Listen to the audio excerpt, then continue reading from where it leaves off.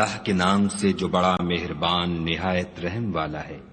قاف، قرآن مجید کی قسم کہ محمد صلی اللہ علیہ وآلہ وسلم پیغمبر خدا ہیں۔ لیکن ان لوگوں نے تعجب کیا کہ انہی میں سے ایک ہدایت کرنے والا ان کے پاس آیا تو کافر کہنے لگے کہ یہ بات تو بڑی عجیب ہے، بھلا جب ہم مر گئے اور مٹی ہو گئے تو پھر زندہ ہوں گے؟ یہ زندہ ہونا عقل سے بعید ہے۔ ان کے جسموں کو زمین جتنا کھا کھا کر کم کرتی جاتی ہے ہم کو معلوم ہے، اور ہمارے پاس تحریری یادداشت بھی ہے۔ بلکہ عجیب بات یہ ہے کہ جب ان کے پاس دین حق آ پہنچا تو انہوں نے اس کو جھوٹ سمجھا، سو یہ ایک الجھی ہوئی بات میں پڑ رہے ہیں۔ کیا انہوں نے اپنے اوپر آسمان کی طرف نگاہ نہیں کی کہ ہم نے اس کو کیوں کر بنایا اور کیوں کر سجایا، اور اس میں کہیں شگاف تک نہیں؟ اور زمین کو دیکھو، اسے ہم نے پھیلایا اور اس میں پہاڑ رکھ دیے اور اس میں ہر طرح کی خوشنما چیزیں اگائیں تاکہ رجوع لانے والے بندے ہدایت اور نصیحت حاصل کریں۔ اور آسمان سے برکت والا پانی اتارا اور اس سے باغ و بستان اگائے اور کھیتی کا اناج اور لمبی لمبی کھجوریں جن کا گابھا طے بطے ہوتا ہے۔ یہ سب کچھ بندوں کو روزی دینے کے لیے کیا ہے۔ اور اس پانی سے ہم نے شہر مردہ یعنی زمین افتادہ کو زندہ کیا، بس اسی طرح قیامت کے روز نکل پڑنا ہے۔ ان سے پہلے نوح کی قوم اور کنویں والے اور سمود جھٹلا چکے ہیں، اور عاد اور فرعون اور لوط کے بھائی اور بن کے رہنے والے اور تبا کی قوم، غرض ان سب نے پیغمبروں کو جھٹلایا تو ہماری وعید بھی پوری ہو کر رہی۔ کیا ہم پہلی بار پیدا کر کے تھک گئے ہیں؟ نہیں، بلکہ یہ اثر نو پیدا کرنے میں شک میں پڑے ہوئے ہیں۔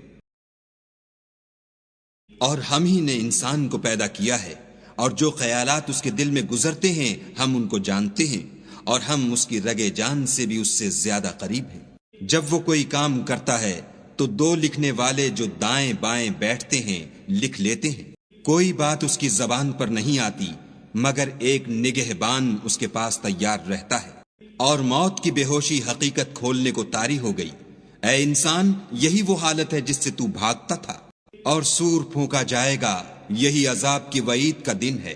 اور ہر شخص ہمارے سامنے آئے گا، ایک فرشتہ اس کے ساتھ چلانے والا ہوگا اور ایک اس کے عملوں کی گواہی دینے والا۔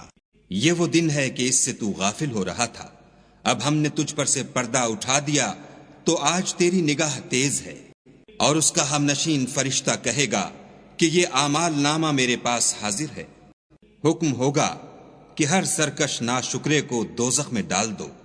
جو مال میں بخل کرنے والا، حد سے بڑھنے والا، شبہ نکالنے والا تھا، جس نے خدا کے ساتھ اور معبود مقرر کر رکھے تھے، تو اس کو سخت عذاب میں ڈال دو۔ اس کا ساتھی شیطان کہے گا کہ اے ہمارے پروردگار، میں نے اس کو گمراہ نہیں کیا تھا بلکہ یہ آپ ہی رستے سے دور بھٹکا ہوا تھا۔ خدا کہے گا کہ ہمارے حضور میں رد و قد نہ کرو، ہم تمہارے پاس پہلے ہی عذاب کی وعید بھیج چکے تھے۔ ہمارے ہاں بات بدلہ نہیں کرتی اور ہم بندوں پر ظلم نہیں کیا کرتے۔ اس دن ہم دوزخ سے پوچھیں گے کہ کیا تو بھر گئی؟ وہ کہے گی کہ کچھ اور بھی ہے، اور بہشت پرہیزگاروں کے قریب کر دی جائے گی کہ مطلق دور نہ ہوگی۔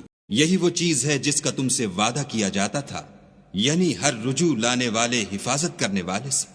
جو خدا سے بن دیکھے ڈرتا رہا اور رجوع لانے والا دل لے کر آیا، اس میں سلامتی کے ساتھ داخل ہو جاؤ، یہ ہمیشہ رہنے کا دن ہے۔